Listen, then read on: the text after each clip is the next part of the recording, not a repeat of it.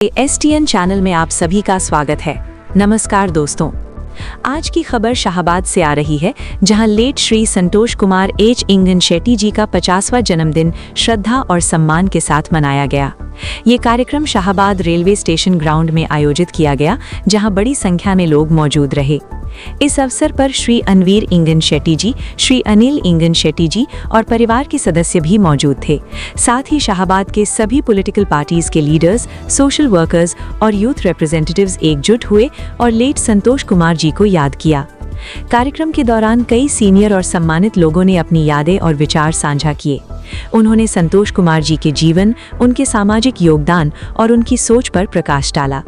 इस मौके पर लोगों के लिए खाने का भी इंतजाम किया गया, जो इस कार्यक्रम को और भी सम्मानजनक बनाता है।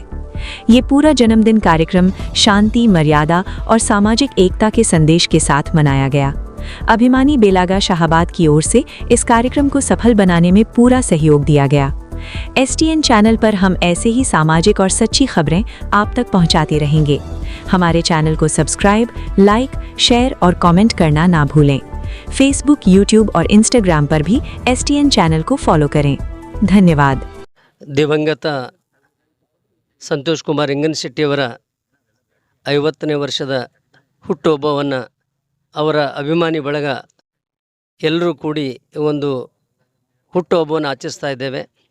ಈ ಒಂದು ಅವ್ರು ಯಾಕಂದರೆ ಇದ್ದಾಗಲೇ ಬಹಳಷ್ಟು ಜನ ಜನ್ಮದಿನವನ್ನು ಆಚರಣೆ ಮಾಡೋಂಗಿಲ್ಲ, ಹೋದಾಗ ಮಾಡ್ತಾರಂತಂದ್ರೆ ಅವರ ಮೇಲಿನ ಪ್ರೀತಿ ಎಂಥದ್ದಿರಬೇಕು. ಯಾಕಂದರೆ ಅವರು ಇರುವವರೆಗೂ ಸ್ವಲ್ಪ ದಿವಸ ಇದ್ದರು. ಅವ್ರು 41 ವರ್ಷ ಮಾತ್ರ ಅವರು ಜೀವಂತವಾಗಿದ್ದರು. ಆದರೂ ಕೂಡ ಸ್ವಲ್ಪ ಸಮಯದಲ್ಲಿ ಅವರು ಬಡವರಿಗಾಗಿ, ದೀನದಲಿತರಿಗಾಗಿ, ಸಾಹಿತ್ಯಿಕವಾಗಿ, ರಾಜಕೀಯವಾಗಿ, ಸಾಮಾಜಿಕವಾಗಿ, ಸಮಾಜಮುಖಿಯಾಗಿ ಅವರನ್ನು ಕೆಲಸ ಮಾಡಿದ್ದಾರೆ. ಯಾಕೆಂದರೆ ಅಂಥ ಒಂದು ವ್ಯಕ್ತಿ ಏನಪ್ಪ ಅಂದ್ರೆ ಅವರು ನಮ್ಮಿಂದ ಆಗಲಿರ್ಬೋದು, ಆದರೆ ಅವರು ಚಿರಂಜೀವಿಯಾಗಿ ಯಾವತ್ತೂ ಎಲ್ಲರ ಮನಸ್ಸಿನಲ್ಲೂ ಇದ್ದಾರೆ. ಅಂದಾಗ ಮಾತ್ರ ನಾವು ಜನ್ಮದಿನವನ್ನು ಆಚರಣೆ ಮಾಡ್ತಾ ಇದ್ದೇವೆ. ಯಾಕೆ ಅಂಥ ಒಂದು ವ್ಯಕ್ತಿ ಅವ್ರೇನಪ್ಪ ಅಂದ್ರೆ ಸಂತೋಷ್ ಕುಮಾರ್ ಇಂಗನ್ ಶೆಟ್ಟಿ ಅವರೊಬ್ಬ ವ್ಯಕ್ತಿಯಾಗಿರದೆ ಶಕ್ತಿಯಾಗಿದ್ದರು. ಅವರೇನಪ್ಪ ಅಂದರೆ ಯಾವುದೇ ಎಲ್ಲ ಸಮಾಜದವರಿಗೆ ಪ್ರತಿಯೊಂದು ಕಾರ್ಯಕ್ರಮದಲ್ಲಿ ಇವತ್ತು ದಲಿತರಿರ್ಬೋದು, ಅಲ್ಪಸಂಖ್ಯಾತರಿರ್ಬೋದು, ಬಡವರಿರ್ಬೋದು, ಯಾವುದೇ ಒಂದು ಸಮಾಜದ ಕೆಲಸ ಇರಬಹುದು, ಅವರೇನಪ್ಪ ಅಂದ್ರೆ ಸ್ವತಃ ತಾವೇ ಏನಪ್ಪ ಅಂದ್ರೆ ನಿಂತುಕಿಸಿ ಕೆಲಸ ಮಾಡ್ತಕ್ಕಂಥ ವ್ಯಕ್ತಿಯಾಗಿದ್ದರು. ಅವರೇನಪ್ಪ ಅಂದರೆ ಯಾವತ್ತೂ ಮರೆಯಲಾರದಂಥ ವ್ಯಕ್ತಿ ಅವ್ರು ಯಾರಾದ್ರಿದ್ರೆ ಅದು ಸಂತೋಷ್ ಕುಮಾರ್ ಇಂಗನ್ ಶೆಟ್ಟಿ ಅವರು.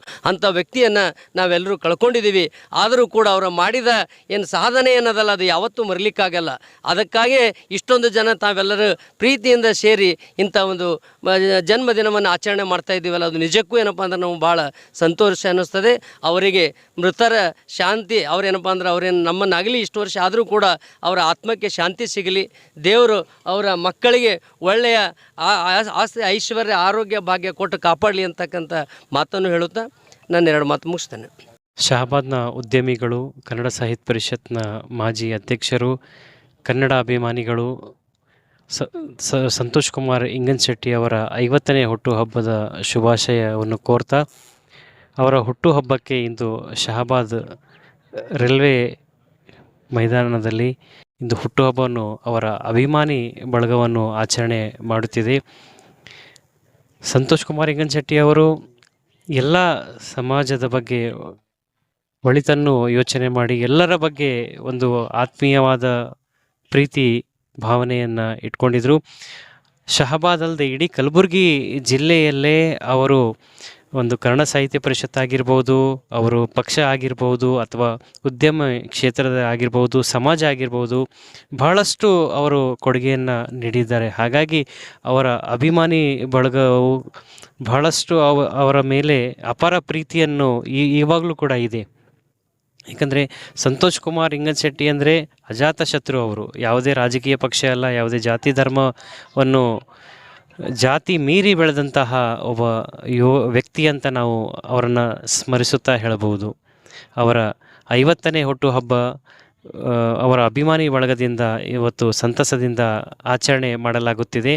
ಶಾಹಬಾದ್ ನಗರದ ಗಣ್ಯ ವ್ಯಕ್ತಿ ಹಾಗೂ ಸಾಹುಕಾರರಂಥ ಸಂತೋಷ್ ಕುಮಾರ್ ಇಂಗನ್ ಶೆಟ್ಟಿ ಅವರ 50ನೇ ಹುಟ್ಟುಹಬ್ಬದ ನಿಮಿತ್ತವಾಗಿ ಈ ಒಂದು ಶಾಹಬಾದ್ನಲ್ಲಿ ರೈಲ್ವೆ ಸ್ಟೇಷನ್ನಲ್ಲಿ ನಾವೊಂದು ಸೇರಿದ್ದು, ಈ ಒಂದು ಸೇರಿದಂಥ ವಿಷಯ ಏನಂತಂದರೆ, ಅವರು ಇವತ್ತಿನ ದಿವಸ ನಮ್ಮ ಜೊತೆ ಇಲ್ಲ ಅಂದ್ರೂ ಕೂಡ ಅವರ ಹುಟ್ಟುಹಬ್ಬ ಇವತ್ತಿನ ದಿವಸ ಆಚರಣೆ ಮಾಡ್ತಾಯಿದ್ದೀವಿ.